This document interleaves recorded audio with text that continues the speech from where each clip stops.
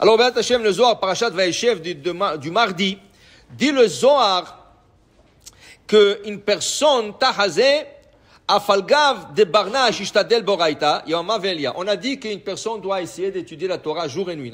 Il faut qu'il essaye d'étudier. C'est très bon, c'est excellent, c'est ça qu'il faut faire. Alors il dit le Zohar, mais c'est pas suffisant. Étudier la Torah, c'est excellent, mais il faut que la personne cherche à se marier.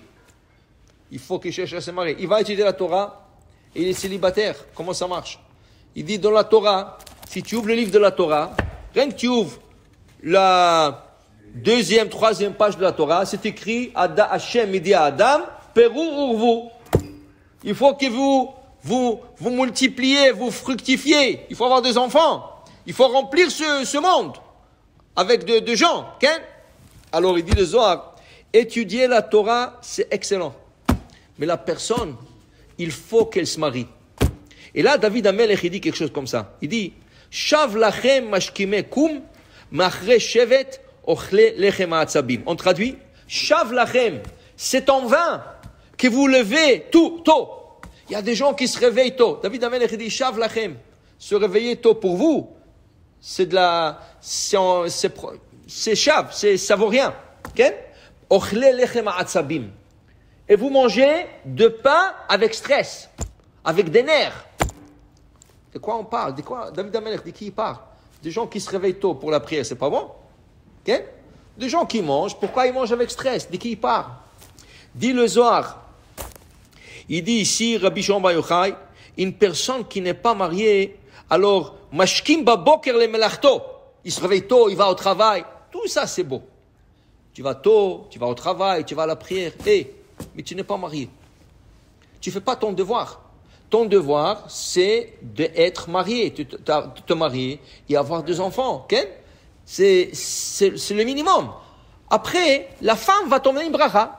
C'est la femme qui emmène la bracha à l'homme. Okay? On dit que la femme, c'est elle qui emmène le mazal. Elle peut monter son mari ou haz v'shalom, elle peut le descendre. Okay? Mais comment? Alors tu dis, comment je vais? Non. La Gemara dit, En mezavgim lo la'adam, ela lefi ma'asav. On lui donne une femme selon ses actions, à lui. Comment tu es avec Hachem, toi? Toi, comment tu es avec Hachem? Tu es bien avec Hachem? Il va te donner une bonne femme. Toi, tu es mauvais avec Hachem? Il va te donner une mauvaise femme. Des fois, c'est vrai. Il y avait des grands tzadikim, ils avaient des mauvaises femmes. Ils avaient des mauvaises femmes. Okay? Mais c'était, ils disaient, eux, le tzadikim disait, c'était leur tikkun. Ils sont venus dans ce monde pour avoir cette tikkun. Il y avait une femme, toujours, son mari était un grand érudit, je crois que c'était le Maharshal, avec Lamed. Et elle le faisait bisayon. Chaque fois qu'il était avec des rabbins, alors ça y est, tu n'as pas arrêté d'étudier là mais pourquoi tu n'as pas mis la chose là-bas en place? Mais lui, il était avec des rabbanim. Il était en train de parler avec des rabbins et elle lui faisait honte. Il lui disait rien. Il disait rien.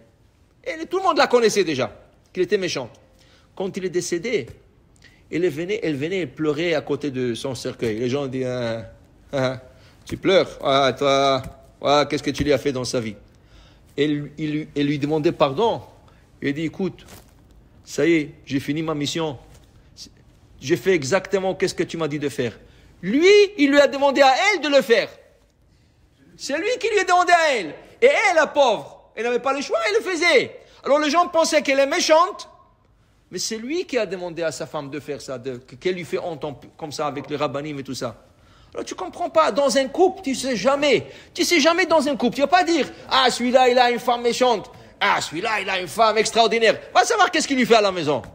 Tu comprends? Tu sais pas. Mais la personne, elle doit se marier. C'est son mazal. Il faut qu'il soit bien avec Hachem. Alors il dit ici, les gens qui ne sont pas mariés et tout ça, après tu manges en stress. Tu es stressé. Pourquoi tu manges en stress? Qu'est-ce qu'il y a? Calme-toi. Pourquoi tu stresses? Alors il dit ici, et une personne, quand elle est assise ensemble, elle est ensemble, ish veisha, menucha etzlo vadai. Il est reposé. Pourquoi? La Gemara dit Adam Arishon. Adam Arishon. C'est sa femme qui lui a tout préparé. Okay? Sa femme lui a tout préparé. Parce que sinon, il aurait à préparer à manger, les habits et tout ça. Alors regardez, sa femme lui a fait fauter. Sa femme, Chava, il lui a donné à manger de l'arbre. Mais est-ce qu'il s'est énervé avec elle? Est-ce qu'il lui a crié? Est-ce qu'il lui a fait quelque chose? Est-ce qu'il a frappé, quelque chose comme ça? Dans la Torah, rien. Au contraire, après la faute, c'est écrit dans la Torah, et Adam a appelé sa femme Hava. Pourquoi? Kihi aita em kol chai.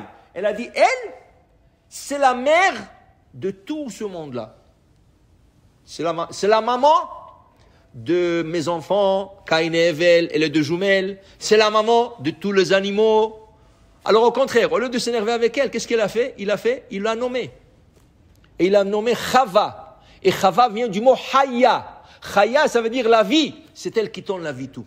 À tout ce monde, c'est grâce à elle. Pour dire qu'une personne, il faut, respecter sa femme. Et la Gemara dit, Amar Rava, disait Rava dans le Talmud de Baba Metzia, si tu veux t'enrichir, donne kavod à ta femme. Tu donnes kavod à ta femme, tu seras, Bezat Hashem, riche.